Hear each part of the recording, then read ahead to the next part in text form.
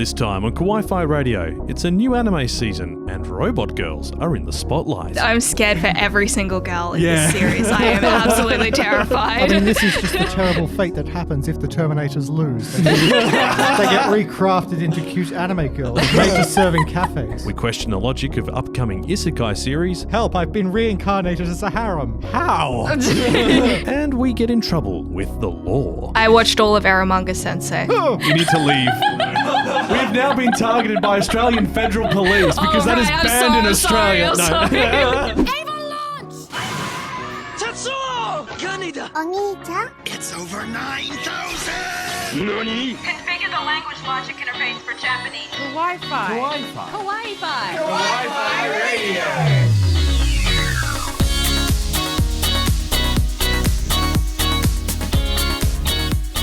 Konnichiwa and welcome. You tuned into Kawaii-Fi Radio, the podcast we dive into the world of anime and manga. I'm Kyle and joining me are my co-hosts. Co-hosts. Post-haste co-hosts, Tifa and Kenny. Hello. Words are hard today, man. It's been a long year. Just today? Just this month. And Aaron is joining us in spirit. He has sent through two recordings that we're going to play. I haven't listened to them. We are channeling this Thankfully, I'll know in post-editing if I have to take them out. Now, this episode, the new anime season is here, and we have got 10 shows to talk about that we're looking forward to, that we either haven't watched or we've watched the first episode and went, oh, yeah. So we're going to get stuck into that in a minute. If you're new, welcome. You poor sod. Head over to the YouTube channel and do that stuff too. Let's get stuck in straight away because this new season, I don't know. Last season was so chockers that It was. It feels like they should have bumped some to this season. It was full of all this kind of new stuff and new energy, and this one is just...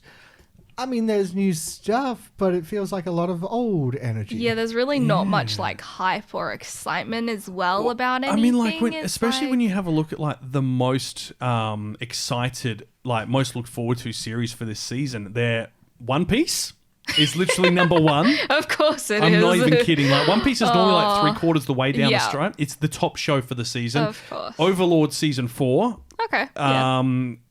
High School of the Elite season 2, which I tried to rewatch High School of Elite. Nah, it's so cringy. It's so bad. Oh, no. Like, I enjoyed it when I first watched it, but it has aged like milk. No. And then it's Devil is a Part-Timer 2. Yeah. Danmachi season 4. And then... It'll never be done. So like the first 6 are all existing series. Yeah. There's the Dr. Stone's OVA, which comes out in 5 hours. It'll be out by the time this podcast goes out. Yeah. Is like one of the top rated. And I mean, for good reason, it'll be good, but like it says a lot that there's no other series. How far down is the like first original series, I guess, for the season? First season, in position 7 is Isekai Life. And Isekai Life. Let's be like, draw back the curtain a bit here. I am not excited for this. Aaron is very excited for this, and like, look, nothing against isekai as a genre. Like, isekai sounds like it should be something interesting, but I feel like too many isekais are just copy and paste. Yeah, and that's what we were talking about last night in the chat as well. But I'm sure Aaron has recorded something on this one to talk about, so I'm sure that'll be interesting. Then it's a couple of cuckoos from last season. Oh, God, Rent a Girlfriend season 2. Don't do it to yourself, guys. The manga's being dragged out and the mangaka is a creep. There's the harem one in the Isekai harem, and then there's several vampire ones. And like, Help, I've been reincarnated as a harem. How? I mean, I'm just trying to think about the logistics of this, and all I can think is Naruto doing his like sexy no jutsu with like all the girls. I mean, that's all you've got. Oh God, it's permanent. I can't turn it off. All right, let's actually get stuck into this because we do have some that we are quite interested in. We have managed to coddle together a group of 10 shows. Who would have thought?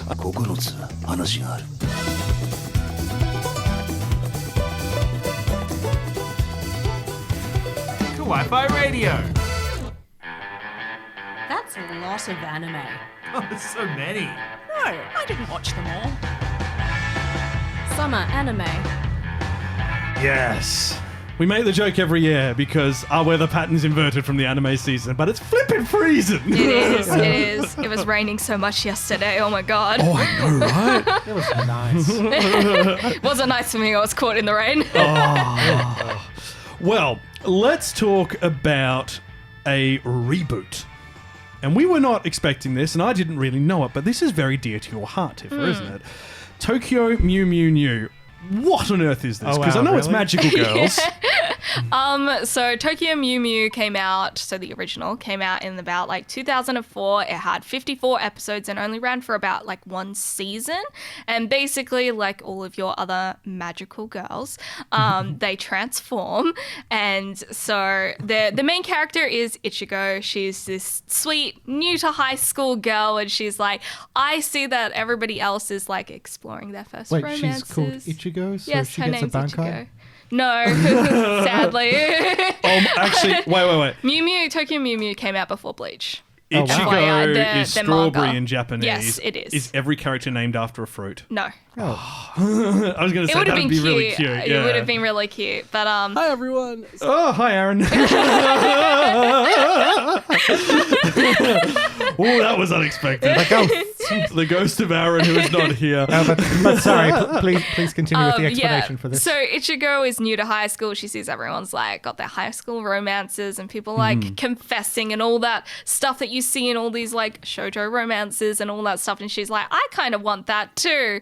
And so she kind of goes on a date with this guy to see like these endangered species like animals and stuff like that. She knows nothing about this kind of stuff. She just thought this guy was kind of cute and wanted to go on a date with him. And then He's an alien. he's not an alien. Things happen at the zoo, and then they have to like evacuate or whatever, and this like gigantic rat looking thing comes out and he gets knocked out, and then she turns into a magical girl for the first time, and she doesn't know what the heck is happening, and she's like, I don't understand what is happening. And basically she's just thrown into this whole world of crazy things, and she has to try and figure out why she is like a magical girl now. Oh, so she hasn't signed a contract No, or she anything. hasn't She's just signed a suddenly contract become or one. anything. She's No- just suddenly become No one. creepy white cat thing? Well, no creepy white cat thing, but in her transformation, she sees a cat, right? But she doesn't understand. Oh no, indeed. She doesn't quite understand what is happening when she has her first transformation. You see kind of like this cat, and obviously Man, I'm it's Mew seeing some Mew. metaphors here for puberty. I mean, and they're all kind of like cat-inspired girls, basically. And there is this blue-haired girl, I've forgotten her name, but she is like the main of this group, and she's the first one that turned into this girl. So she already knows everything, but Ichigo, who our main character is, who is not the first of these She's the girls. red one, isn't she? Yeah, she has Of course. no idea like Yeah. what is happening, and it's very the original is very 90s, and I can't find the original anywhere like at all to watch. It's very hard to find, but I found that the reboot felt very 90s but very new at the same time stylistically. That's, So it was quite interesting. I don't know how they kind of did that. how do you mean, but- like, seems nice? so obviously, even though they've changed the way their faces look, their expressions are still very similar to a 90s magical girl Sort of like... kind of thing. Like the big eyes, the way So they move and stuff. character design has been Character- modernized, Yes. but character facial expressions and is behavior the is same. 90s. Yeah, and then some of I guess the backgrounds feel kind of 90s as well. The color tones and everything Oh, is very sorta like similar that to Sailor half Moon. the And watercolors yeah, and stuff like that. Yeah. So it was quite interesting the way that they did it, because it felt nostalgic but new at the same time. Yeah. And they cut out some of the things that maybe weren't necessary or didn't make sense in the first episode of Tokyo Mew Mew as well. So like, for example, this rat creature, they kind of like explained it in the original how this rat creature came to be, but instead in this one they just throw you in there to make it more like it's happening, everything's happening fast. Has this got a They bit of really push CG you. to the character designs later on, like when they're doing their transformation sequence? No, it doesn't look like it. From what I watched in the first episode, it didn't really seem like it, but The reason I'm asking Yeah. is I've brought up the studios. So the two studios Yeah. for it are Yumeta Company Company, who I don't recognize the name of, but I should know, and Graphinica, who did Hellsing Ultimate, Arslan Senki, Gridman, Juni Tyson, which was like the thing you wore. They'd use stars to draw constellations, and then you've got like the Chinese calendar. The Chinese Zodiac. Zodiac Wars. Yeah. There we go. I got there in the end. Yeah. They Is also that the one with all the pretty boys? No. Oh, that's a different so. one I'm thinking. Yeah, but they've done a lot. These guys, like they did the Hello World film, which was like the time travel one, like don't date the girl or the world ends sort of thing. And then the other studio, Yumeta Company, I don't really recognize much of them, but they were one of the studios helping with Digimon Adventure, Last Evolution, Kazuna, and Muv Love Alternative, but they're not the core studio. So like the information here is like, I wonder if they're a support company who've been involved in a lot of big things. But yeah, like none of them really have a Magical Girl series in their catalog. So, but if you go back to they've got one which has got like musical, like idly stuff, so that kind of checks out. the other one, which was doing Hellsing and a bunch of the other classics, and Tokyo Mew Mew is itself. It's a classic. Is a classic. Yeah. Goes back to early thousands. So Yeah, there's a lot of the kind of like original manga that didn't get explored in the anime, so I'm guessing that they're hoping that there'll be enough hype around this one to complete the story as an anime, which I think a lot of people would appreciate as well. I think it'd be quite interesting because then there's actually a point to the reboot as well, because it will extend further than the original anime. The thing is, it's 12 episodes, Yeah. Originally from the manga, PG rated. It's going to air Wednesdays at midnight in Japan, so Wednesday nights, Thursday morning. Yeah. Going to be on Crunchyroll, High Dive, and Bilibili, but the Crunchyroll and High Dive situation's weird because It is Sentai Filmworks that is licensing it. yeah. So I think anywhere there is no High Dive footprint, Crunchyroll, other than Bilibili in Asia. Yeah. So, yeah. The story scientists of the Mew project use DNA of endangered species to create a team of heroines imbued with the amazing superhuman abilities of cats. No. One of them, Ichigo, awakens to discover she is armed with all the skills of an Iramote cat. Ichigo must band together with other Mew Mew girls to repel an alien incursion. Mew Mew. Why isn't it not meow meow? To repel an alien incursion, all the while hiding their thrilling double lives from friends and family. Yep.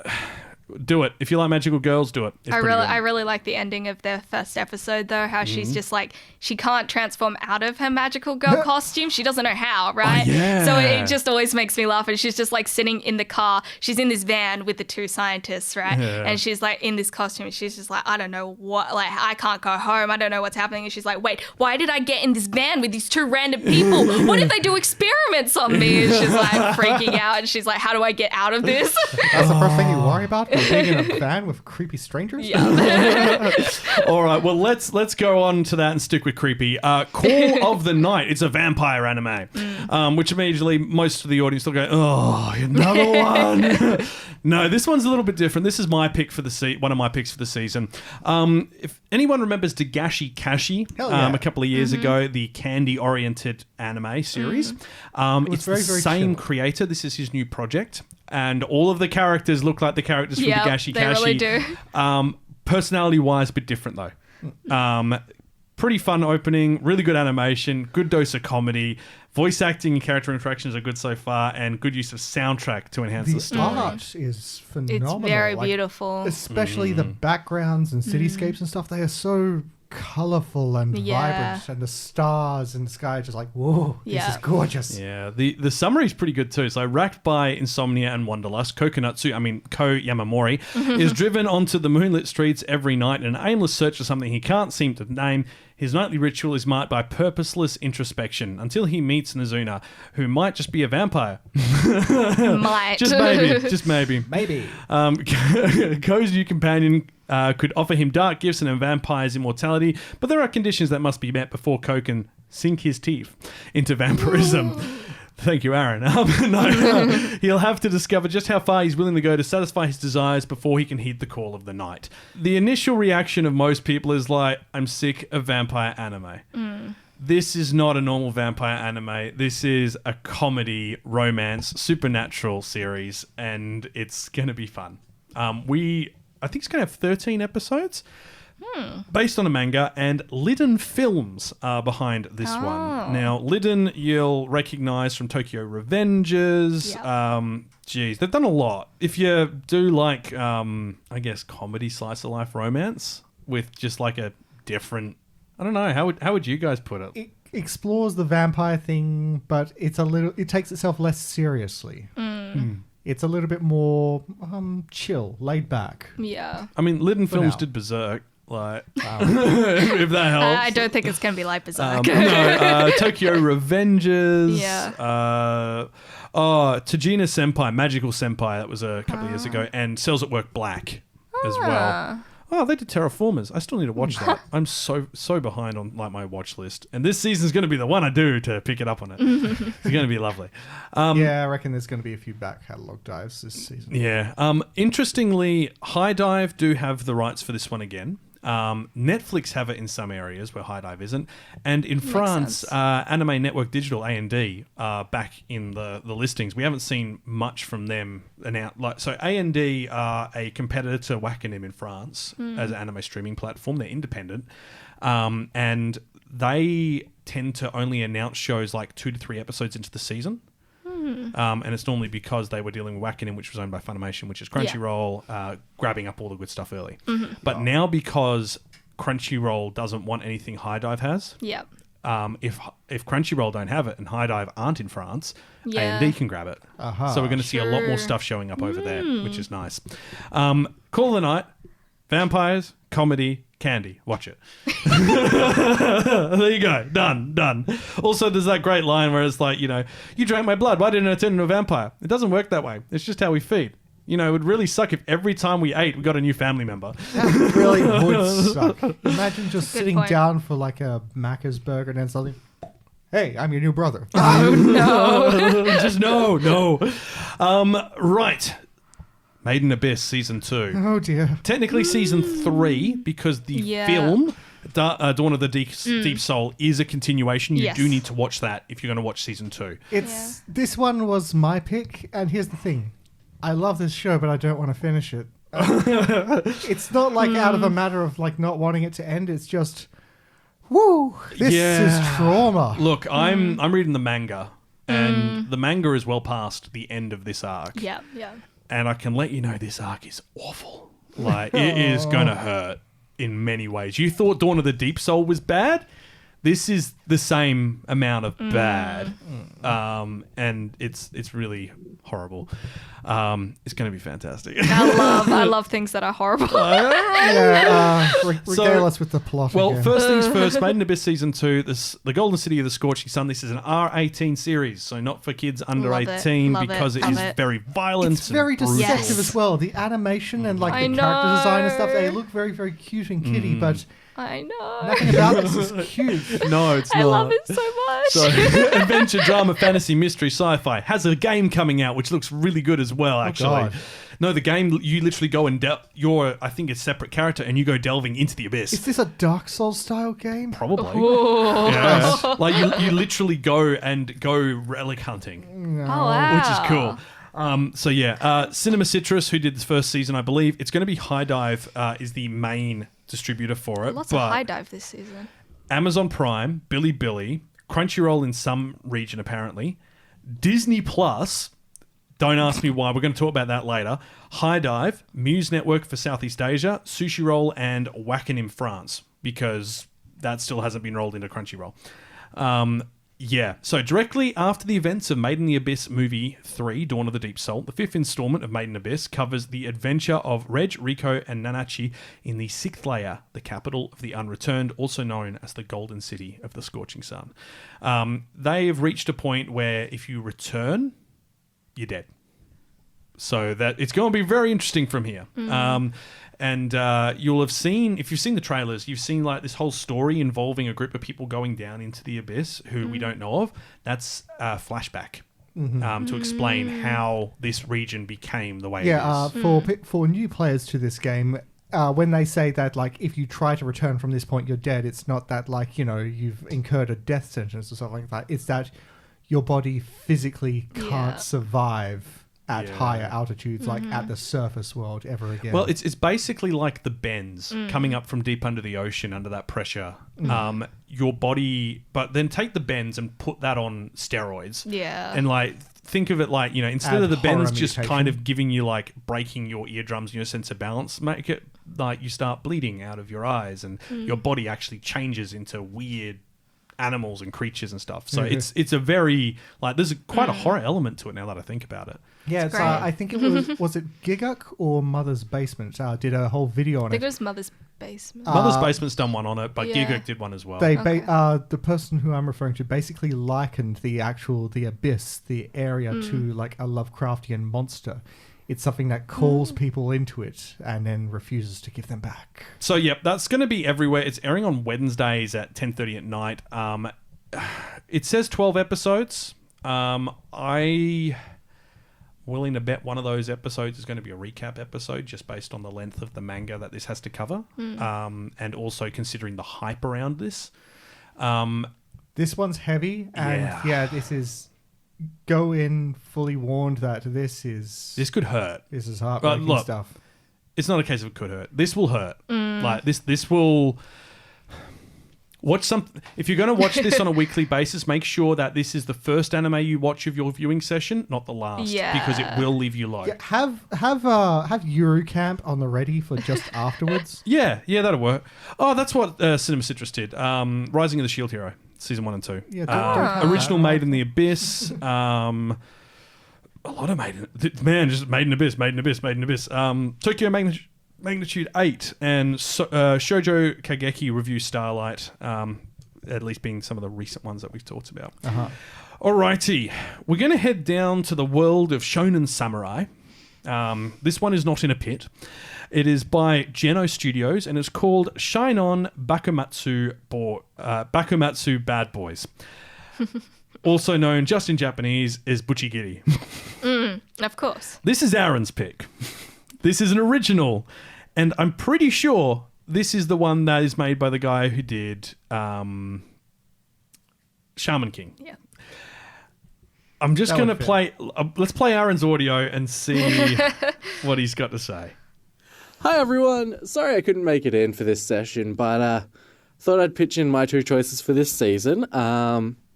It won't come to anyone's surprise about what I chose because let's face it, Aaron's got very predictable taste. So the first one is Shine On Bakumatsu Bad Boys, or Buchigure.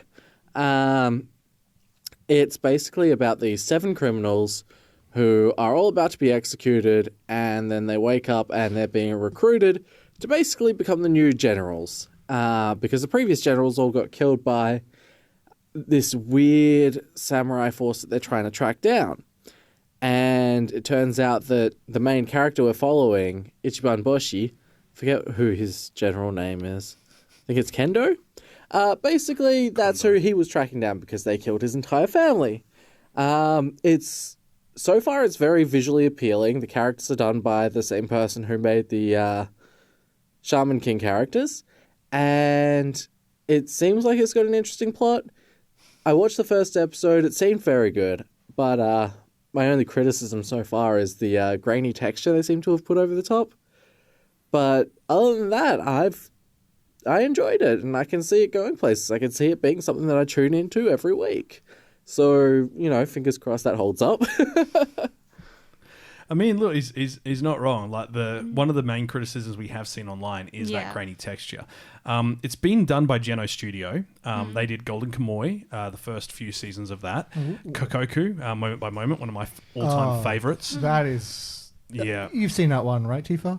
No, that's something I'll have to introduce you to. It's bonkers. But basically, Kokoku is there's a... what was it? There's a stone where if you put blood into it, it pauses time.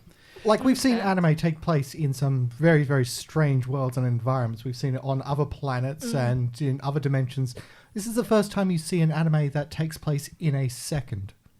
Well, literally, like, say there's 2 stones, right? And we both put blood into them at almost the same time. We wouldn't be able to meet each other in that paused moment because we're not in the exact same frame. I think it's the easiest way is to explain it as like an editing timeline. But yeah, Kokoku was amazing. And seeing as they're involved in the production of this, I do have higher hopes than I initially had when I heard it was like it's an original Shaman King thing. I'm like, I need a bit more to go on than that. This is historical. I wonder how accurately, like if it's like based on events like an old Monogatari or something, or if it's based on like, just they've said it's historical because it's set in an older time. It's going to air on Fridays at 10:30 at night in Japan. That's the other thing. It's not a bad spot. No, it's not. All times we're mentioning are the Japanese broadcast times for Tokyo. 12 episodes, original series, Crunchyroll and Bilibili. And it's got a lot of people following it. It's actually pretty high in the rankings at the moment. So it's not in the top 10, but to be honest, most of the stuff we're talking about actually isn't. Aside from the but yeah, so that's Aaron's recommendation for this season.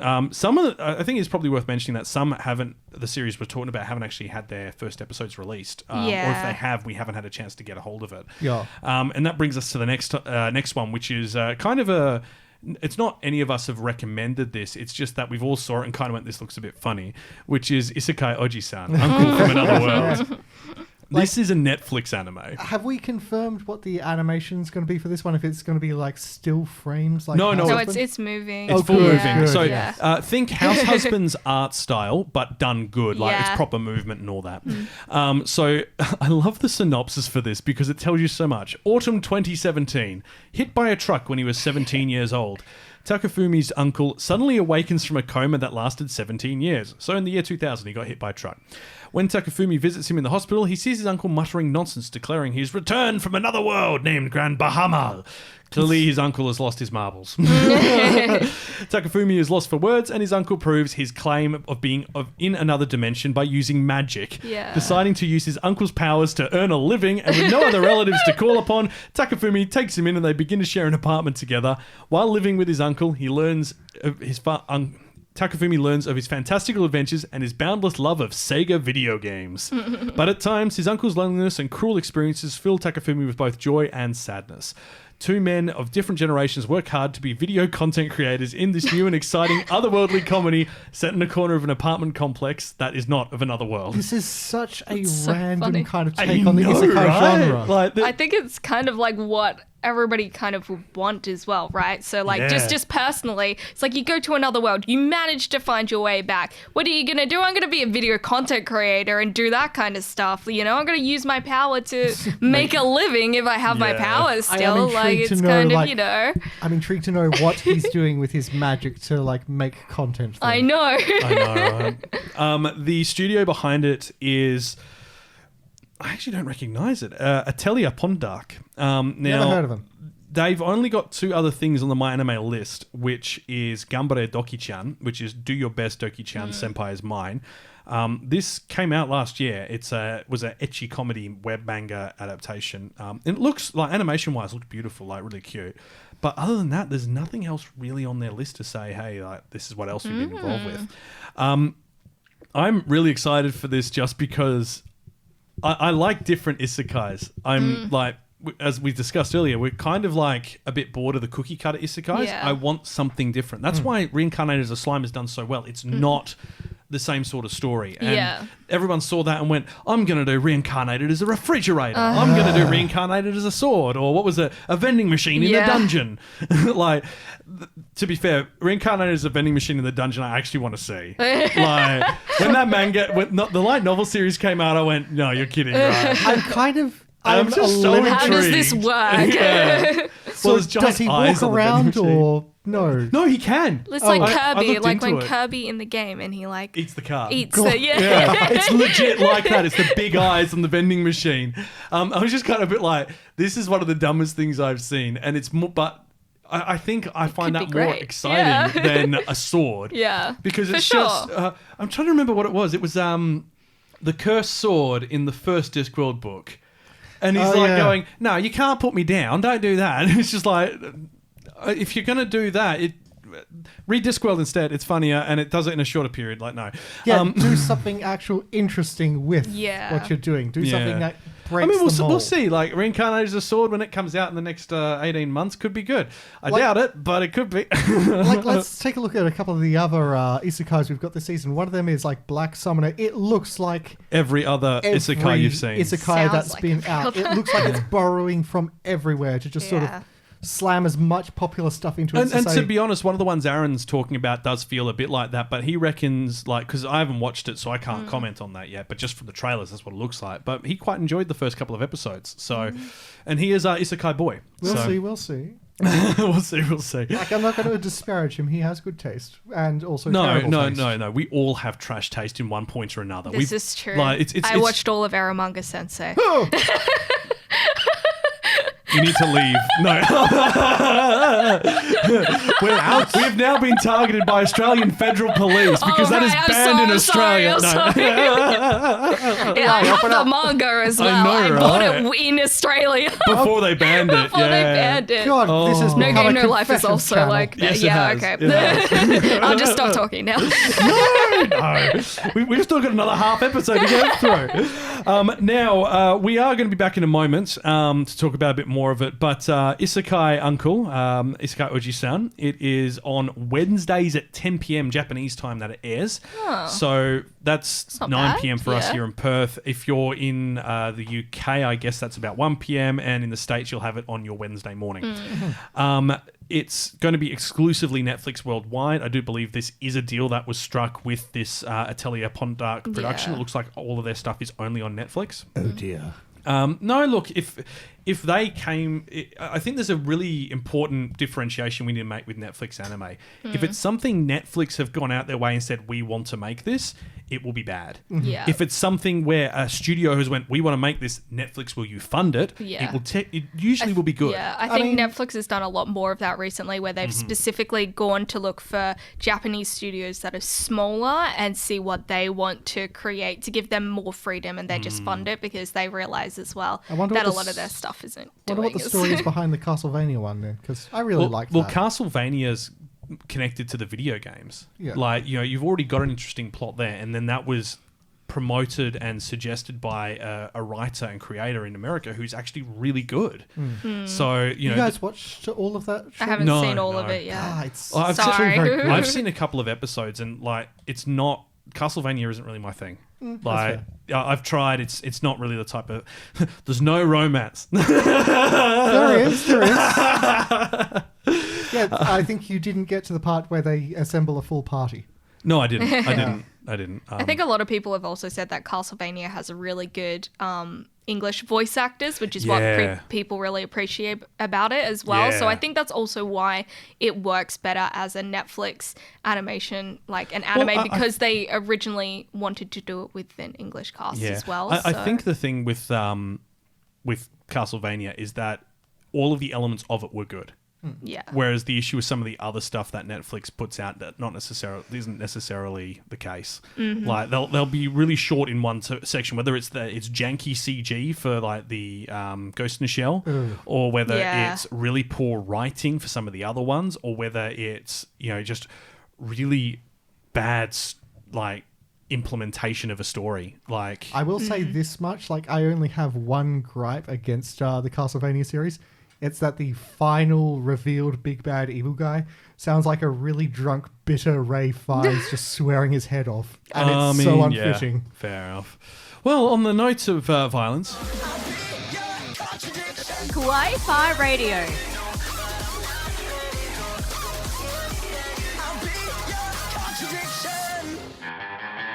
That's a lot of anime. Oh, there's so many. No, I didn't watch them all. Summer anime.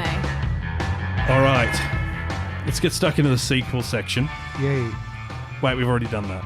Oh well, I put things in the wrong order. Devil is a Part-Timer Season 2. Comedy, fantasy, romance. We did an episode on it a couple of weeks ago. I'm still intrigued about how they're going to do this one because, like, a whole generation has passed. Like, I'm really not sure. I'm going to be honest. intrigued though. Well, here's the thing. The manga's ended, yeah. and people did not like the manga's Yeah. end. So, are they going to stick to it? well, will they come back now that they've read the manga and they know how it ends? Like, I don't know. Yeah, that's true. And are they going to try and wrap it all up in this season? Because if they do, firstly, it'd be hard to do that. Yeah. And if they do it, it'll feel a bit like Promised Neverland if they try. Oh. Yeah. How many episodes is 12 probably. 12? They haven't listed officially, but as far as the time slot that they're in Japan, which is Thursdays at 11:30 p.m. at night, that slot's already taken in next season by a series which is already announced. Wouldn't surprise me So- if they had like a couple of endings planned. Yeah. And they either like had a one left open if audience reacted positively, or they just ended it. Well, I mean, Japan do like their open endings, so that's fair. But I think this is very much my understanding is the romance element of the series becomes the main issue because they follow the domestic girlfriend approach, spend most of the series developing one character relationship and then swap at the end. So I can understand that bothering people a lot. Yeah. But look, that's not to say that this won't be fun. And if you don't, I'd say do not invest yourself in the romance element of the series. Just invest yourself in the comedy fun times. Yeah, we talked about it recently. It's a fun anime. Yeah, so it is the devil and the definitely. hero may be powerful enemies back home on Enter Islay. Wow, I said that right. But in today's Tokyo, Sadao Mao and Emi Yusa are hard-working as ever in their human jobs. They spend their days settling into life in Japan and navigating the stormy economic seas along with the Devil's Castle's crew and the love-struck high school girl Chiho. This is going to be on... Man, it's on everywhere. Annie Plus, Bilibili, Crunchyroll, Disney Plus, Muse Network in Asia and India, Sushi Roll in Indonesia if you're over there. Love Sushi Roll. And yeah, there's others as well. Like the list is long. That's interesting, actually. Well, that has got a lot of places. Yeah. Yeah. I mean, there's others on here as well, like Me Watch, Laftel, Catch Play Plus, which is Indonesia and Singapore, Pop TV, Upstream, VRV via Crunchyroll, but that's going to end in the next couple of months anyway, so I wouldn't rely on VRV if you're going to watch it. No offense, guys, but like not that type of platform anymore. But yeah, like Studio 3 Hertz is producing this, which isn't the studio that did the first season. No. I can't remember who did the first season. Actually, I can find out right now. First season was done by White Fox, who we kind of know remember from... them, what is it? Like, really emo boy, gets white hair, eats all the things in the dungeon after being betrayed. Arifureta. Studio 3 Hertz... Humor boy. Dude, look, he was. Sword Art Online Alternative Gun Gale, Dimension W, which was fantastic, Black Fox, Princess Principal, Flip Flappers, Sorana Method, Healer Girl. There's others as well, but those are kind of their big ones. They tend to put out pretty good stuff. So, yeah. Adapted from the light novel, so not from the manga version. So we will see how this all kind of pans out. This is going to air on Thursdays at 11:30, as we mentioned. PG rating. They haven't officially released the episode count, but it looks like 12 based on what we know. So that'll be interesting. Comedy, fantasy, romance. If you haven't seen the original, you can watch it all on Crunchyroll. So there you go. Okay. Let's go into the world of automatic dolls. What? Yes, this is right. Are we talking about Furbies again? No, we're not talking about Furbies again. But if We're you want to hear always about talking about Furbies. if you want to hear more about Furbies, subscribe to the Patreon for the pre-show. Now, this is... I want to say it's Violet Evergarden, but a group. It's called Prima Doll. And when we first saw it, it was cute robotic girls in a cafe. And then we saw the second and third trailer where it had flashbacks of a robot war. And we're just like, yes. And what was it you said to me this morning, like, about the girls? Oh, yeah, I'm scared. I'm scared for every single girl in Yeah. this series. I am absolutely terrified. I mean, this is just the terrible fate that happens if the Terminators lose. They get recrafted into cute anime girls made to serve in cafes. The horror. The horror. The horror. Underneath this cute anime girl exterior is an immortal killing machine. Would you So- like extra sugar on the side, sir? Would you like to know more? Prima Doll. This is your pick, Tifa. You've Yes, watched the first episode. I have watched the first episode. I have a couple of questions because I haven't. Yep. Janky CG anime? No. Good. Good scripting? Yeah, so far. I'm very intrigued. Pacing seems good. Pacing seems good. There was a point in the first episode where I was like, okay, is the rest of this gonna just be this like happy-go-lucky cafe thing? And then it went bang, and I was like, oh, okay, never mind. Cool. So the interesting thing I'm scared here now. is for the warning. Well, here's the thing: the current genre list is just sci-fi and slice of life. What would you add to that? I feel like I'm going to throw a few words out, and you can stop me. Military. I would, military, yes. Like action. I don't know about action yet. Horror. I think Psychological? kind of fantasy a little bit, Oh. maybe. Psychological, yes. Yeah. Yeah. Okay. I think and so. Does it, Suspense. and the war sort of thing that is shown, is it a flashback or currently occurring? A little bit of both. Oh, okay. I'm in. So I was going to say, if so- it's just all flashbacks of them dealing with the trauma. yeah. So like- the first episode, it starts with the war. Oh. Which was really interesting to Unexpected, me. yeah. So they start on a train, and there's this beautiful doll who obviously looks kind of like a child, but like with this like whole geisha styling, and she's very beautiful, and you can tell that she is a robot because she has like this robot sort of backpack thing going on, like weaponry, and there are soldiers on the train. And one of the conductors of the train goes over to the guy that's sitting next to the doll, and he's like, are you sure that it's okay to send these like girls out to battle? Like, I know that they're like robots, but they kind of like feel things as well. They have feelings, and she looks like a child. It just feels wrong looking at her to send her out to battle, right? Yeah. And she just says that she's here to serve. That's like it. And the guy's like, it's man, gonna I've got be a okay. theory. And then like sirens kind of go off, and they're about to like head into battle, and she like does something, she like says something, she like moves her hand, and like all these other like robots that aren't styled like girls, they all stand up. So they're like all getting ready, and they all go into battle Network. essentially. And then it cuts, and you get the like, you know, the theme song or whatever, and then you see, I don't know if it's the same robot girl or not, because she looks a bit different, wakes up in that like The lab basement sort of area. thing, Yeah. She wakes up and she sees another doll there, and it says under repair, and she's like kind of confused because she's been reset. So she doesn't understand like what's happening. Someone asks her what's her role, like what's she doing. She doesn't actually know. And you see Yeah. like a few like posters around that say like beware of like this, and it's like the like kind of robot, the army dolls that we saw in the beginning as well. And we also see some of those army dolls on a bridge shooting, like briefly. So it's like something's still happening here. But some of these Yeah. dolls don't know, they've been reset, they don't know what's happening. So you don't really know if their ignorant bliss is like actually bliss, like they're okay now, Yeah. or if there's still so much happening around them that they're just unaware, and it's going to impact them very negatively. But it's quite interesting, and there's like this short, like kind of sweet and sad and emotional story in this first episode between two Yeah. characters as well. And I just think that the way that they're all just character designed is so beautiful. Sounds bloody mysterious. I've just read the summary, and now I think I have an idea of exactly what's going on. So, Kuronekote, a cafe located in the Imperial Capital's 5th Ward, were girls who are autonomous mechanical dolls, also known as automata. They were originally created as weapons for the Great War that ended only a few years ago, and now they're looking for new roles in a peaceful world.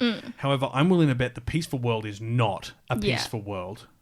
I reckon. I think it's not a peaceful world as well. I definitely Yeah. agree that. And I also actually like in the first episode, even though we're introduced to a few characters, we're not really introduced to them. We're only really told the main character's like name, so that and the everyone other else is in the background. sort of yeah, thing. yeah. So it's quite interesting. Man, there are a lot of joint producers on this. It's being animated by Bibury Animation Studios. They have done Quintessential Quintuplets, Azure Lane, Grissier Phantom Trigger, Black Rock Shooter. No, just the new Black Rock Shooter, not the original. So the one that Black Rock Yeah, Shooter okay. Dawn, which was I think last season. It's actually Oh, really? it's really poorly rated. Actually, Really? it's on a 5.8. So evidently, I didn't know something they on were there. still making those. Oh, Me okay. neither. Bybury Studio have an anime called Bybury, and I'm guessing that might be Bybury, I don't know. Maho Shoujo Magical Destroy Oh, cool. That's it. That's an up-and-coming dark magical girl series. That I'm bookmarking that. Dark magical girl stuff is always so. No, look, it can be good, but it can also be absolutely awful. Like, you never know. So Prima Doll is going to be on High Dive worldwide at the moment. I'm just going to check in case they do have any other. Bahamut Crazy Anime in Southeast Asia and Abema TV as well. But outside of that, High Dive is the only listed for international. And that's going to be on Saturdays at 12:30 at night. So I think was that? Well, actually, yeah. No, you've watched it. Yeah, I watched it. It just came out. Episode 2, 9 hours time. Yeah, it said that there was a new episode coming out today. Yeah. When I was watching it, and It's Sunday, it was, right? Yes. Yeah. Wait, is it? Yeah. What year is it? So that means 2022. I Still mean, not over 2020. That's still over 2010. man. Yeah, the world ended and everything. Yeah. World ended in 2012, and this is all just the horrifying simulation that I'm follows. thinking it is actually meant to be that it was released on Sunday morning. Yeah. But there's also the time that live chart is listing is probably like the Kyoto release time, because depending the times listed on most of them is for Tokyo. Yes. But whichever area announces their broadcast schedule first ends up is being the default time on their timer. So yeah. So we at least know Sundays. So episode 2 tonight. So when you're listening to this podcast, it'll be out now. I'll be episode 2. interested to see how this carries on. Yeah, so this is a mixed media project. So Yeah, that I don't always know what that means. it normally means that they're Like, does it actually mean like mixed, like there's gonna be a game or something, or is Yeah. it because it's an anime and CGI? no. Love Live is a mixed media project. Huh. So it's they have a TV series, but they also will have not necessarily manga, but they might have like collectible cards and figurines that are part of a set that are released in a limited run, or a game which has a limited run and stuff like that. It's a bit messy. But if the story is good, I don't care about the rest of the stuff. Like, we won't be able to access it. Only people in Japan can normally access that stuff. If the story holds up, I don't mind. Yeah. And that's the key thing for me. So this is also on my watch list, and I'll be watching it tonight. Right. We need to go and rib on Aaron. Yay. Love you, bro. My Isekai Life. I gained a second character class and became the strongest sage in the world. Aaron, really? Look, I'm going to level with you. It's on a community rating of 7.7. That's not bad. And it's got 2 episodes out. Now, that's on the live chart. On my anime list, it's on a 6.7. That's still higher than Blackrock Shooter 2. So it's not bad. But it does look very generic. Oh no! I've just read the synopsis on there, and it's 3 separate animes shoved together. Say it. Yuji Sano, a black company employee, is summoned to another world while finishing his work at home. His profession in the other world, a monster tamer, is considered a job that makes it difficult to become an adventurer. However, thanks to some slimes he met, which read several magic books, he gained magic powers in a second profession, which is sage. Yuji acquires overwhelming power, but is he conscious of his strength, blindly becoming unparalleled and strongest in the world. Oh god, yes, that's It's I haven't got my phone in here. Aaron said it was like Grace of the Gods, the monster, like the slime ranching. and raised in the boonies. Yep, Dungeon Boonies. And yeah, look. This is the most popular isekai for this season at the moment. Well, yeah. Like, this is the one which has been heavily advertised and promoted. Look, I know there's going to be people out, some of our listeners who you might enjoy this, and if that's the case, fine. I'm not saying you shouldn't enjoy it. If you like this, like our friend, like, you know, our fellow presenter does, enjoy it. We're not going to rib you for that. Yeah. But we everyone's want to got their own favorite genre. We want to see them do better. But I think maybe deserve if it does better. those elements incredibly well, like better than before, then maybe. But I just don't really see that happening. You know what I mean?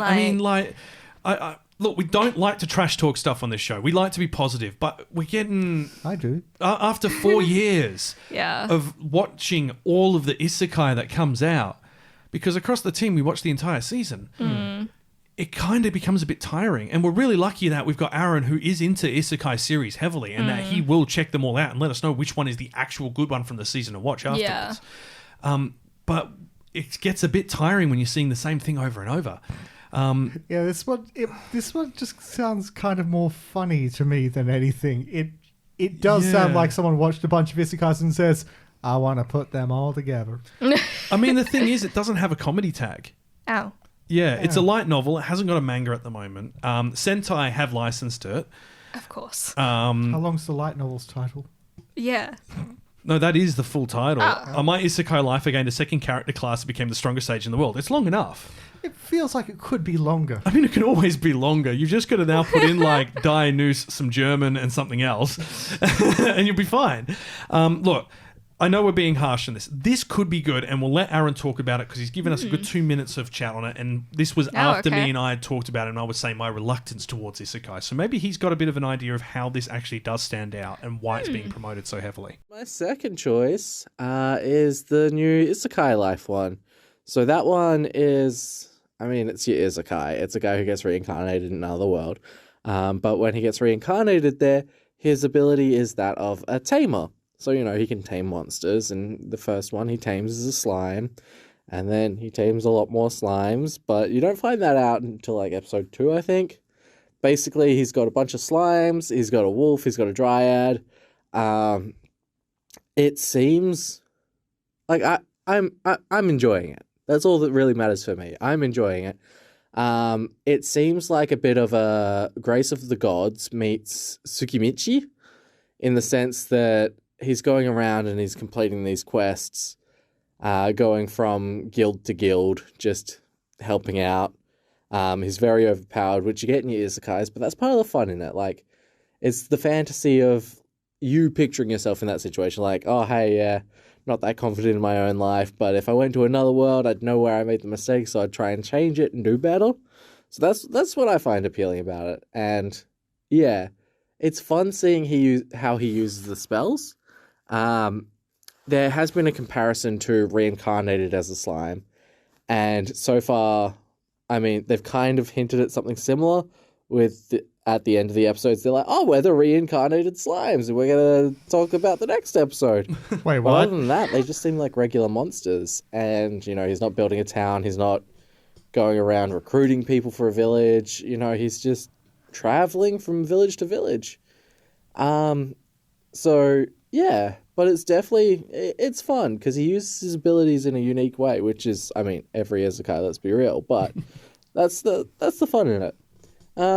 Yeah, but those are my two for the season. I don't know if Kyle's gonna just want that, or if he's gonna want me to throw in let me know what you're watching this season down in the comments, because I figure we'll probably talk about that a bit later.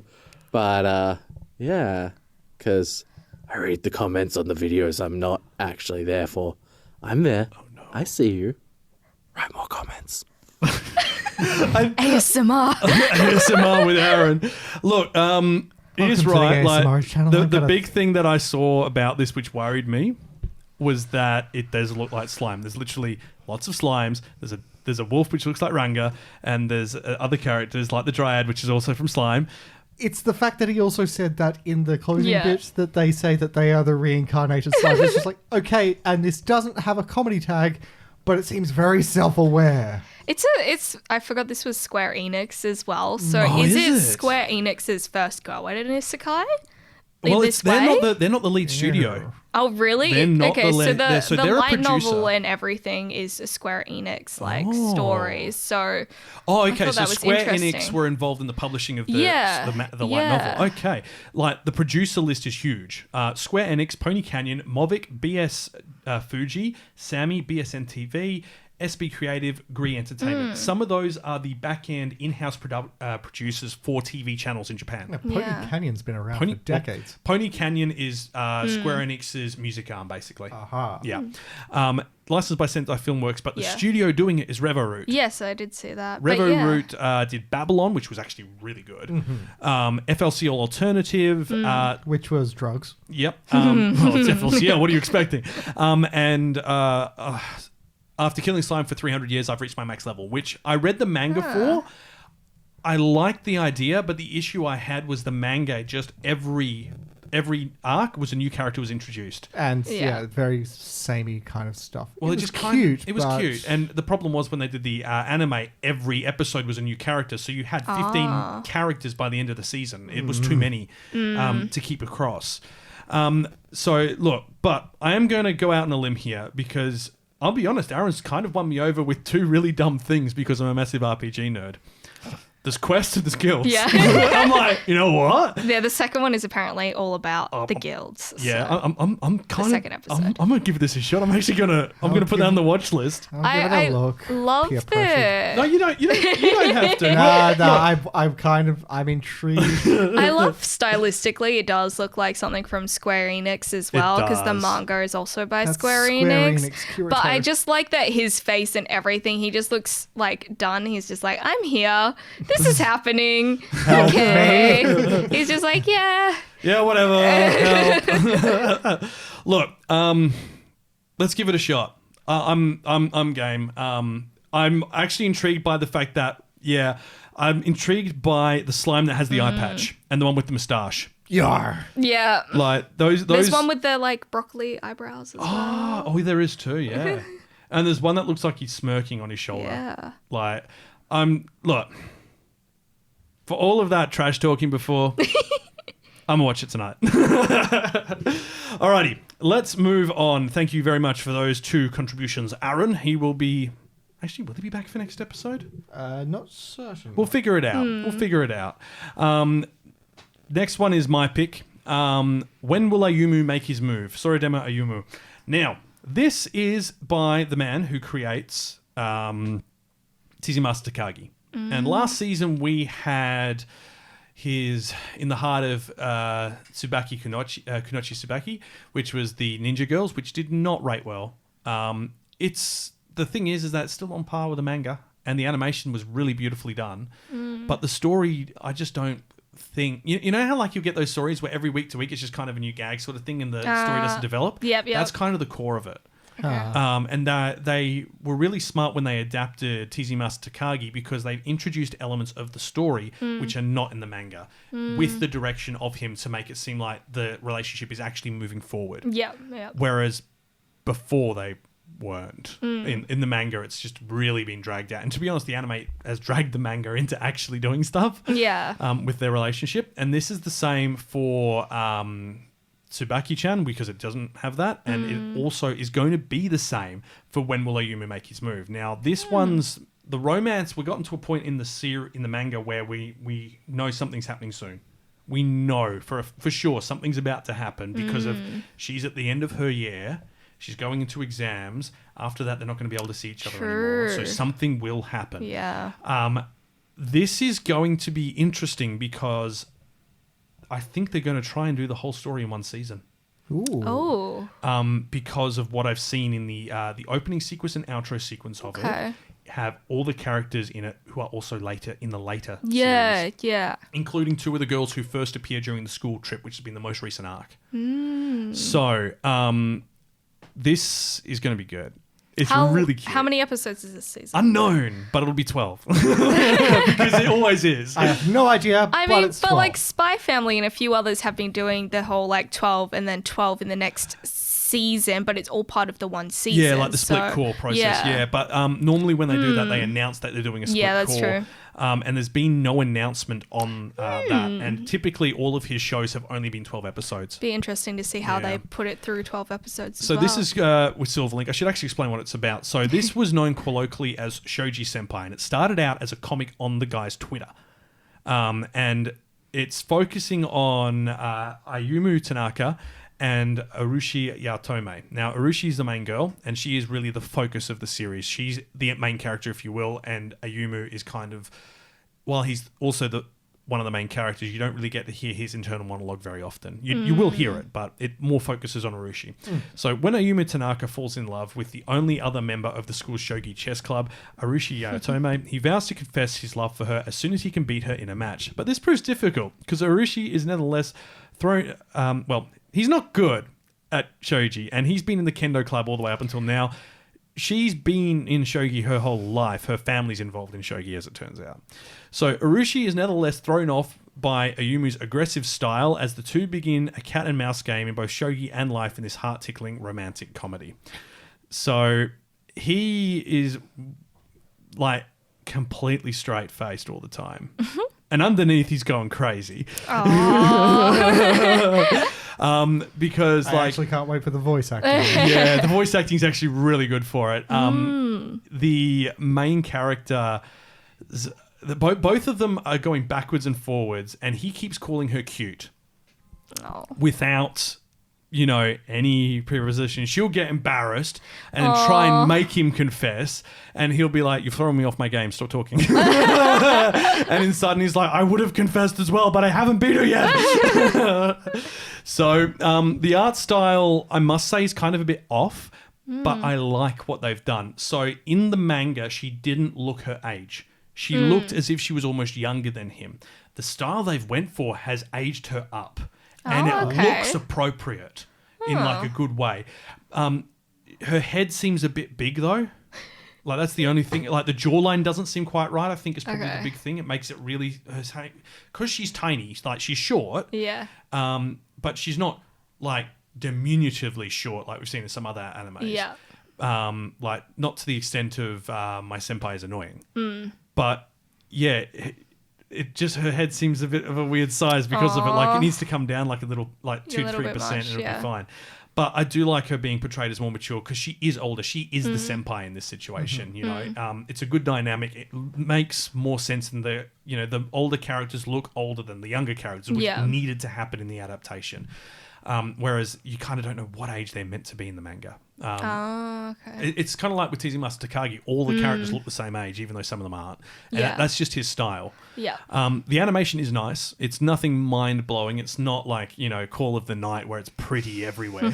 But the OP suggests, as I said, we're getting a streamlined story with better pacing for the anime. And like a lot of one of the characters who's in it, the opening, who's quite an important character, doesn't get introduced to like chapter 80. And she's in the opening. Now, typically you work on 2 to 3 chapters per episode. So there's no way in a 12 or 24 episode manga they could get her involved. So there's going to be some fat trimmed. And that's good, I think. Because there was a period there where it just kind of stalled. A bit like with Horimiya, where you have like, there was a section where there was some interesting stuff, but it was surrounded by filler. This was the nuclear winter, I hear. Yeah. Yes. Yeah. So look, I'm really excited. I haven't watched all of it, but I watched half of the first episode last night before passing out hard, like a responsible adult. No, I was in bed and I wanted to watch it. But I really like it. They've captured the dynamic really well, and this is definitely going to be like on par with TZ Master Takagi. Like as far as if you like TZ Master Takagi, this is gonna feel like a nice warm hug to walk straight into. So yeah, definitely worth getting into. Silverlink's animating it. Silverlink do all things. My God, they do a lot of things. Actually, now that I'm looking at the list, they did Bokuben. I keep forgetting about that. Where's season 2 of that? That's meant to be this year. Wait, really? Yeah. Oh, wow. Like, I don't want to. I maxed out my defense because I don't want to get hurt. Yeah. Yeah, season 2 is meant to be this year. Maximo, still TBA on Studio and Premiere. I'm gonna have to rewatch that show. I love it. Emma just watched it recently. She can't wait for season 2 as well. So yeah, figured that'd be her. Yeah. Soon. Now the last one we're going to talk about is a bit of an outlier. This is wickedly wacky. It's Science Saru's new show. Science Saru did Don't Mess with Izuken. Well, keep your hands off Izuken. Easy breezy. Exactly. It is an original, so unlike Izuken, it's not based on a manga or a light novel or anything. It is Technicolor nuts, and it's sci-fi. Now, this looks like nonsense. It does. This is a commentary on social media. Ooh. Like they haven't strictly said that, but when you watch it all, it's basically so Tom Sawyer Island is a city with strictly controlled information. The residents of this island use a visual information device called Deco, Decoration Customizer, to go back and forth between the super reproductive space and virtual space. There is a numerical social credit system among the residents measured in units called love, which is conveniently the shape of a heart, just like Instagram. The amount of love one gets determines the resident's social standing, and this system is the reason for their peaceful society. Collecting a lot of love allows residents to expand their deco capabilities, i.e. residents can scramble daily to collect as many likes as they can, and then they can use that to purchase things. Is this Black Mirror? This is Black, This Mirror. is Black Mirror mixed with, like, Animal Crossing. Kawaii. Like that's the way I read this. Black Mirror Animal Crossing. I know, right? Could also be terrifying if you think about it, but Yeah. I mean, I'm trying to envision it, but all I keep going back to is that video clip of Animal Crossing meets Doom. Oh, dear. I love that so much. So on Sonsaya Island, rumours spread of a phantom Zero, rumoured to be causing a zero phenomenon in which love is lost. So it's dumb, but there's someone who's able to hack and take away your likes. That's what we're getting at here. Oh no! One day, a girl named Berry gets caught up in investigating this phenomenon of lost love and ends up becoming an invisible being called a Yurei.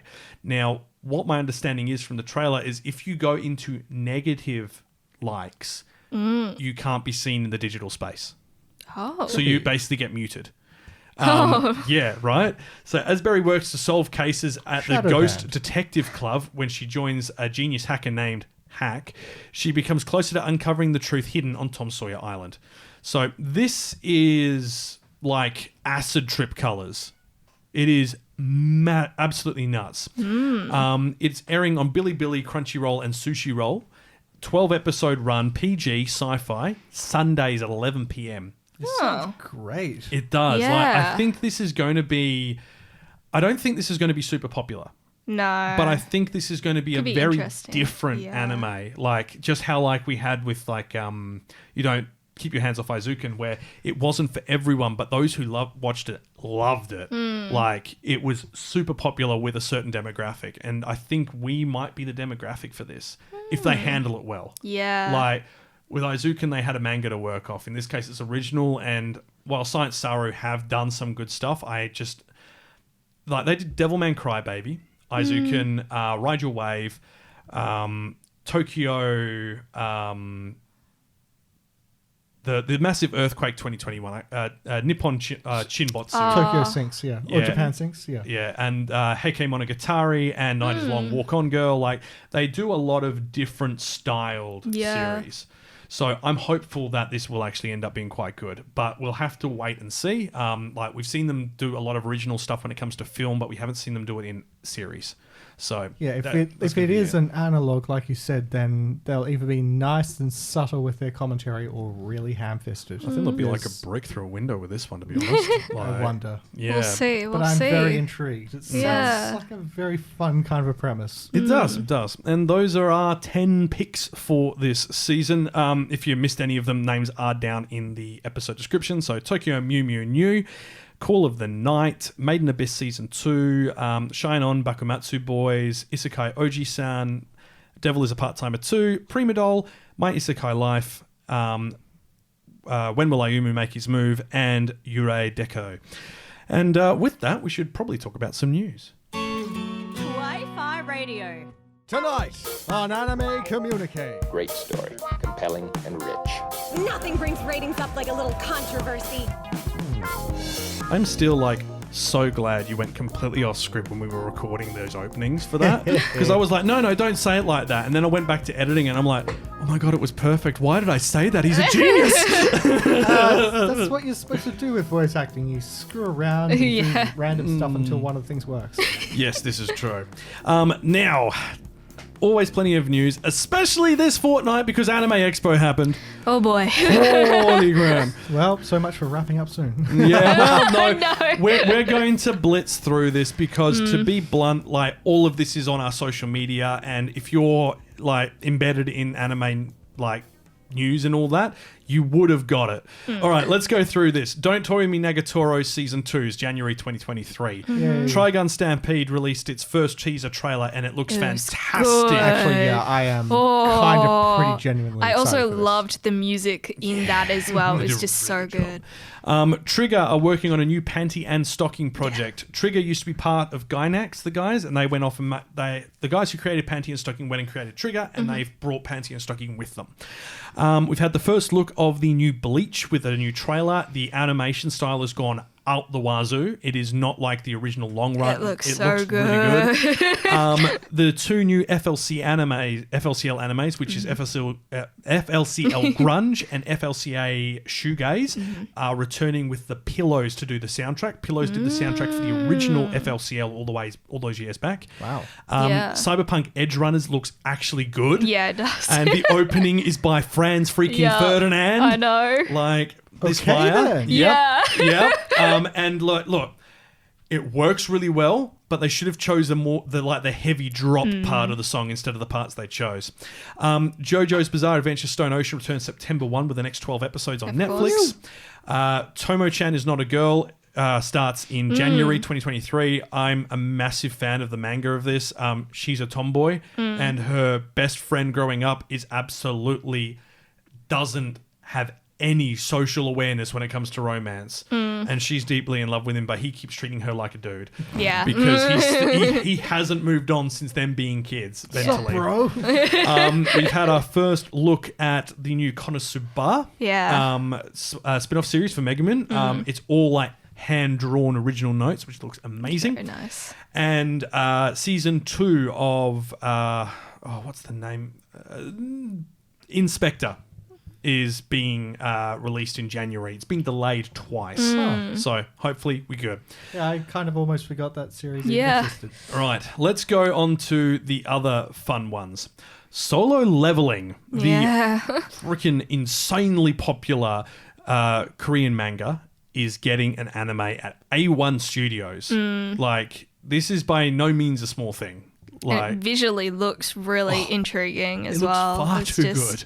Oh, Very popular series from what very, I'm given to very understand. popular. Oh, look, I found it like quite a few years ago, and I just followed along, and I was like, I don't know about the ending, but I still liked it. Like, I mean, look, let's be honest. Like, a lot of the times, I'm not sure on the ending of series. Yeah. Like, it's a very very Japanese to leave things open ended, and I found it was very Korean to wrap everything up, but leave it on a positive note. Yes, Which yeah. and that's what I've That's seen in true. other manhwas that I've read as well.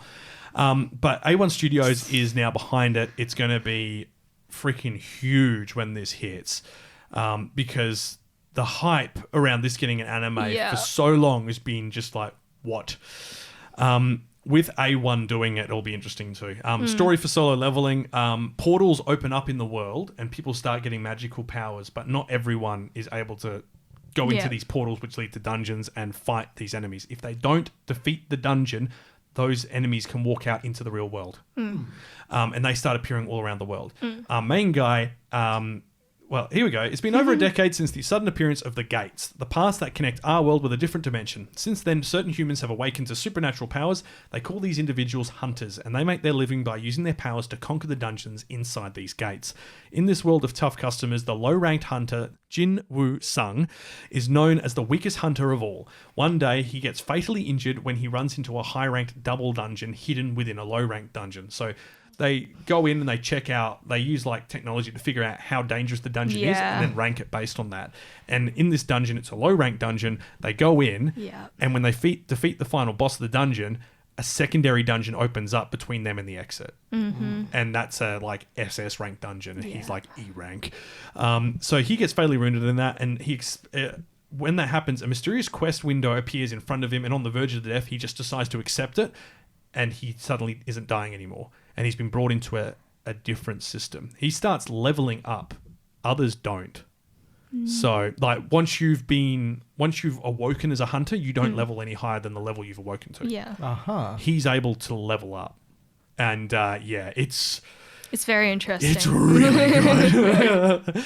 And the art style as well for, like, he becomes basically like a necromancer / summoner. Yeah. And he can go up to like enemies he's defeated, like dungeon enemies, and he gets 3 opportunities on each corpse to say arise, to take their soul out and create it into one of his minions. I think you'd really like it. I think it's definitely worth it. reading before I think watching the adaptation. I think it would be. Yeah, it's so because good. it could potentially change a lot since it's a Japanese adaptation of it as well. So I feel like reading the original Korean manhwa would be quite intriguing. Yeah, this is something we should actually touch on with this. So there are people in Japan who are not happy about this being I've adapted had a by lot of Japanese comments about studio. this. Here's the thing. The people in Japan are saying it puts Japan in a bad light. Yeah, it do. Korea and Japan have a very dodgy history. But here's the thing. It also puts America in a bad light, China in a bad light, France in a bad light, even Canada in a bad light. Everyone outside of Korea is put in a bad light. It's not just you, Japan. How do you put Canada in a bad light? Read the manhwa and find out. So, look, I understand that there is obviously tensions there that exist already, and especially with current events. Yeah. But that's not a reason to not watch this. This is a really interesting story, and like every story that comes from a culture that is different from your own, it is going to have points which you don't understand or don't necessarily like. The sign of a good story is still, making it enjoyable even despite that. And that's like, we're white people, I'm a white dude. You're not white. I am not a white dude. You're not a white dude. My partner is not a white dude. Kenny's not a white dude. He's a Scottish dude. I'm a weird tentacle horror in flesh. No, but like, and I like Japanese, films and series because of the culture in it. I like a lot of like Middle Eastern sort of media as well. I find it fascinating. And, if you look at like Bollywood stuff as well for India, like, Bollywood. If you can't enjoy that, then, you're probably not going to be able to enjoy anime. Like you won't be able to respect the other culture if that's the way you're looking at it. And that's what I think the big concern is here for the Japanese viewers, is that they're not going to get on board with this because they're so used to being insular to other cultures. They're willing to take on elements of other cultures like we see with the US. Yeah. But they're not willing to take on this is a broad stroke. It's not the case for all I don't people think there. we can But speak for a majority of... I do think that despite that, it is quite interesting that a Japanese studio has decided to take on a Korean manhwa. it's not just a to, Japanese studio. It's freaking Sony. Yeah, I know. Like- and it's going to be made into what is essentially an anime for Japanese audiences. So the fact that they have taken something outside of Japan in order to market and target it to Japan, and it's not just like a Hollywood film or something like that being like showcased. Well, here. I think it's quite... there's a couple of elements to this, and we'll come back to you in a sec, sorry, Kenny. Sony own Crunchyroll. Yeah. Sony now know that they need to pump money into Crunchyroll to make it the biggest streaming service possible. And they have seen Crunchyroll originals. Some do good and some do bad. Yes. People have been clamoring on the Crunchyroll forums for Solo Leveling for years. Yeah. And see, that's my point. I think Sony has just seen this and thought, yeah, we can make a buck out of this. I don't think there's really... I'm a level with you. They're going to make more than a buck out of this. This thing is going to be like Spy X Family big. Yeah. Ooh, you reckon?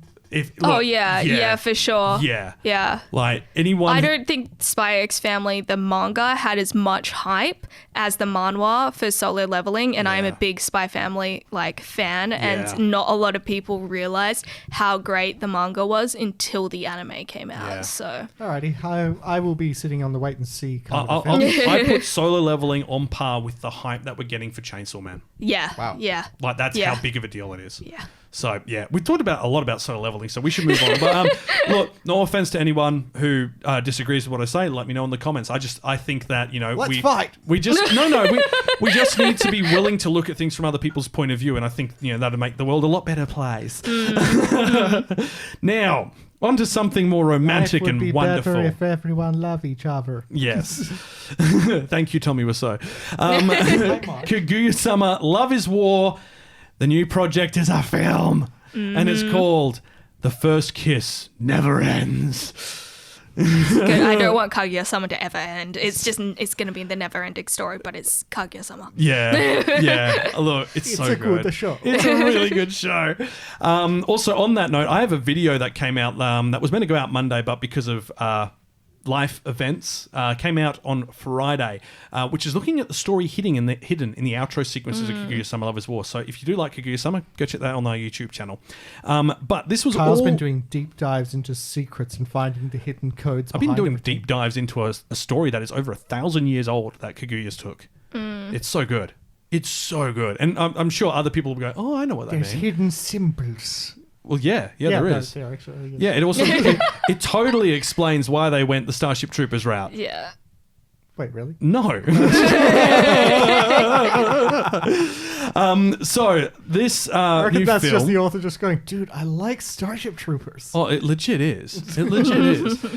So the First Kiss Never Ends is the next arc of the manga, and it wasn't super long, so it makes sense for them to do this as a film, and it will work really well to set up what's going to happen for season 4 when they eventually get around to it. Because look, this held its own in its 3rd season against the Spy X Family juggernaut, so it's not going anywhere. Like. It's just not. The ending sequence is totally going to be another chica dance, isn't it? Well, we had the rap battle this season. Yeah. We didn't have anything interesting in season 2, which was kind of disappointing. Yeah. But Did we not? season 2's outro, every outro was slightly different, and it was just showing how Kaguyu's relationship with the rest of the council had changed. So you notice that Ino doesn't turn around to her until like episode 7. Oh. Yeah, and in the last 2 episodes, we have... oh my god, I've forgotten his name. Depressed Boy. Ishigami? Ishigami, Oh, thank yeah. you. In the last 2 episodes, Ishigami smiles at Kaguya, Yeah. whereas all on that point, he's just kind of been like, and it's because he's, went through the sports saga. Oh, the sports Yeah, saga yeah. was incredible. Yeah. So yeah, look, this is going to be, I'm going to say next year. There's no way they can get this Yeah. out in 6 months. No way. Unless they already started on it. But I mean, it is A1. They've got, it's Aniplex A1. They've got a big enough team to do it. But I think with everything they've got on their plate, we're talking next year at earliest, I'd say.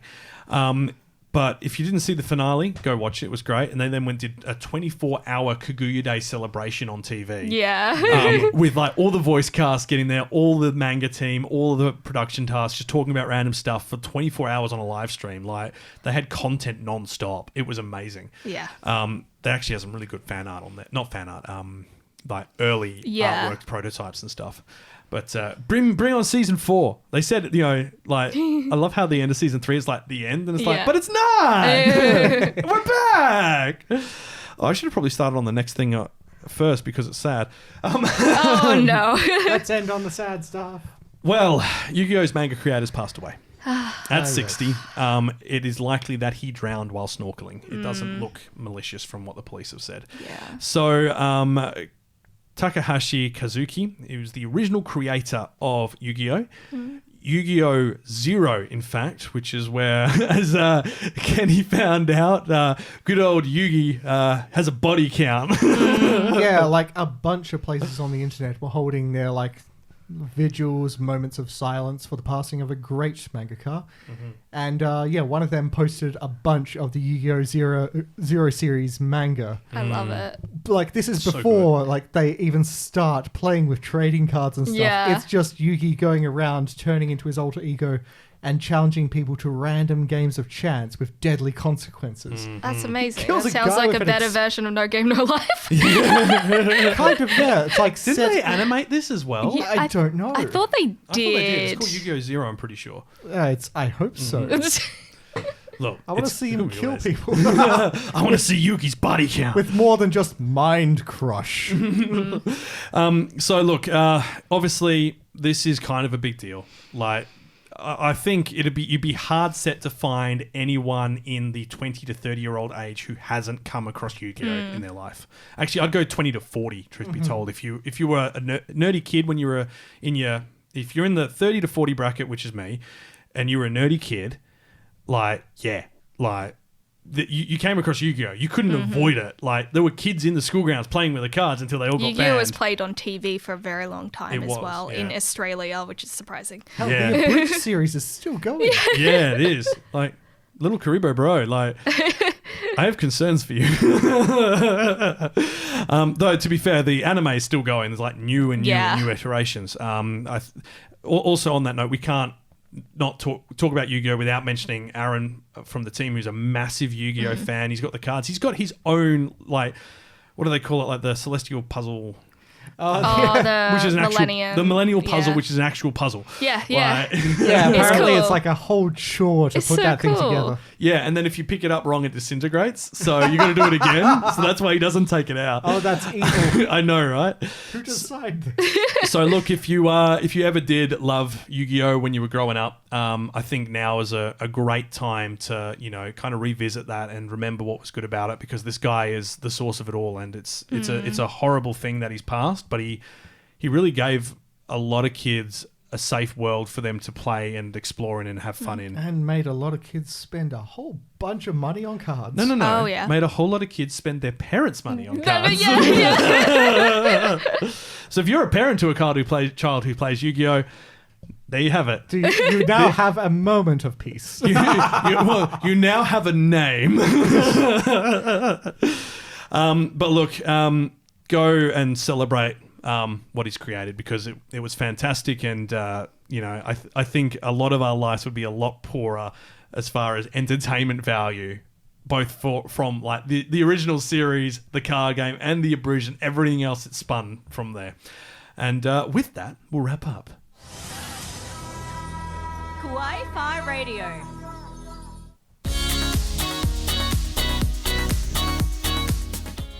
Still embarrassed I didn't realise that the Yu-Gi-Oh sting had them going, Yu-Gi-Oh, whoa, whoa, whoa. Wait, you didn't? I didn't know that for the longest time. Emma pointed it out when we did it on the Halloween episode, and I'm like, oh my god. So yeah, like if you want to hear that awkward moment of me, I think it's would have been about 8 months ago. What are we? We're episode 83. Episode 61 is my bet. I think it'd be Holy around hell, that we're point. 83 episodes in. Cool. Yeah, we're going to hit 100 episodes this year. Yeah, I know, it's nuts. Big party. Big party. The greatest hits of Kawaii-Fi. And it's just all of me going, oh yeah, and for an hour. Maybe that's when we celebrate Kampai-Fi. Well, look, I think that's not a bad idea. Maybe we should do a live stream for the 100th episode. That sounds like a good idea. That's 17 episodes away, so that is 34 weeks. Can they build my house in 34 weeks? Questionable. Maybe without a roof? Well, I know that the bricks start this week. We'll start with camp. It'd be like a camping episode. That'd be kind of fun, though. That would be kind of funny. We'd have no internet, so we'd have to use like That's okay. I got like A live unlimited data. transport. Oh yeah. Unlimited power. So next time we're going to talk about a Ghibli film. Yeah. We were going to talk about a couple of other things, and then we went, oh my god, it's the 25th anniversary of Princess Mononoke, and it's back in cinemas with an exclusive collectible pin. Well, yeah, obviously we're going. Yeah. Yep, Gibbs. So we have touched on Princess Mononoke in season 1, so 2019. But we didn't really deep dive, and I think we should deep dive. Yeah, Hell yeah. our show structure was very different and a bit rough. Yeah. Well, we covered like 4 topics in an episode, whereas now we do like 1 topic in an episode, unless it's a new season, which is much better for the flow and not feeling rushed. And we can talk about more things and talk about trash and go on tangents and stuff. I like tangents. I love tangents. TM tangent time. So yes, next episode in 2 weeks' time, Princess Mononoke. We will probably be putting some stuff up on TikTok and YouTube and Instagram and all those places because we're going to go see it next weekend. Not next week, but it's the week after, but it's during the week that it comes out. Yeah. But So we see I don't know. It depends which cinema you go to as well. Everyone There's different got all that? days. I'm so sorry. I'm gonna. You know what? Depends if we go to Luna or if we go to Event or Yeah. Yeah. Well, I want to go to Luna. I wanna go to Luna I just too. love Luna. Luna is. I can I walk like to Luna. Oh really? It's a little far, but I can walk to I Luna. mean, you can. Well, here's the funny thing as well. Like, Luna were going to do a double billing of Princess Mononoke Yeah. and Akira, and then they've gone, well, now we have to actually show it again. Yeah, that's crazy to So, me. this looks like it is going to be July the 14th. Is that a Tuesday? That's a Thursday. Thursday? Wait, It's July ne- the 14th. It's next Thursday. Everything's happening That's in before I July. leave, That's isn't it? before you leave. Oh, no, dude. I can go. Let me see what... Thought it was after when I came back. I think that's Luna- Event Cinemas is Lu- 16th. Well, event's the 14th. We're going to go the 14th. Luna. I think Luna is the 16th or something. I don't know. Yeah, I think I feel like they're like the week after. That feels right to me. Yeah. Tuesday the 19th. Yeah, I can do Let's that. do that. Let's do Tuesday the that. 19th. That's better. That's at 6:45 p.m. At Luna. At Luna on Tuesday the 19th. That Hey, sounds if you're in Perth, come and surprise us.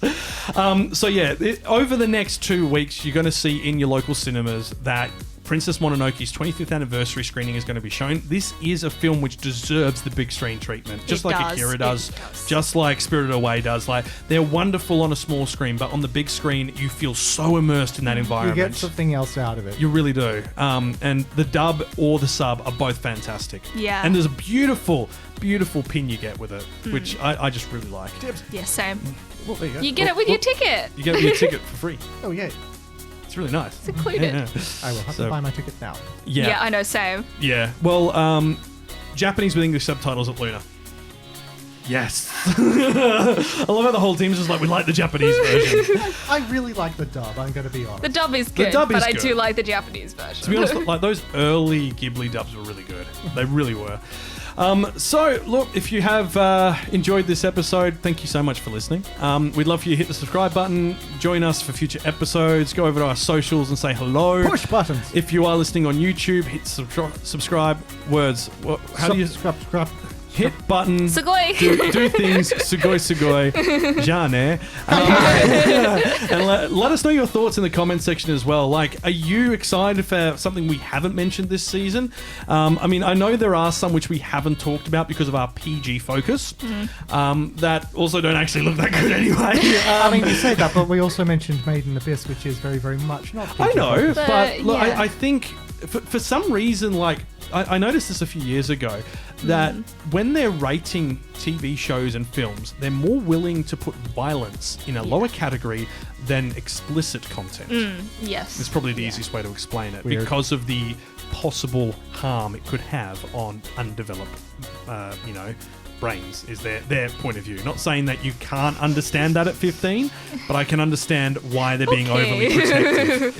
Well, you know what I mean. You're still growing, you're still emotionally vulnerable, and blah blah blah. So that's, I think, why they've done it. But I think, like we're gonna stick with it. We're gonna keep ourselves cuss free, and we're gonna keep ourselves, ecchi free, if you will. And we're not gonna do waifu wars because no one wins in that equation. Like, let's be honest, it's not worth it. Husbando wars, on the other hand. No, I joke. Lloyd is the superior hottie. This No. is true. Did you say Morty? What? Lloyd. I said Lloyd is the Lloyd. superior Lloyd. hottie. Lloyd. I was really worried you were talking about bloody Pickle Rick and all that stuff. I'm like, no! No. We're a real Interesting anime that your mind podcast. went there. I don't know. Well, I'm so used to him going, Morty, we gotta. I I do that ironically, thank you very much. I know. We gotta go through the Hungry Jack's drive-thru, Morty. We gotta get a Whopper, Morty. Wait there for 4 hours, Morty. On the note of YouTube, there is those monthly anime-focused videos that ended up fortnightly at the moment because I'm trying to crack the algorithm, something we talked about in our pre-show. And you can find the links to that in the episode description. If you like what we're doing, want to support us, we have a Patreon and a coffee. If you like Patreon, regular support, coffee, buy us a cuppa. My could God, go we a coffee. need it. We need coffee. Oh, I could go a pancake from Kumo. Oh. That was very specific, but I agree. Yeah. Kumo pancakes are amazing. So I'm going Kumo pancake right now. You've been listening to Kawaii-Fi Radio. No, you don't get to do the outro this week. You did it last week. But obviously, socials, all that good stuff. We'll be back in 2 weeks, and we will have a video in between looking at Princess Mononoke as well. That's the plans. So, you've been listening to Kawaii-Fi Radio. Thank you for joining us, and until next time, Watch some anime.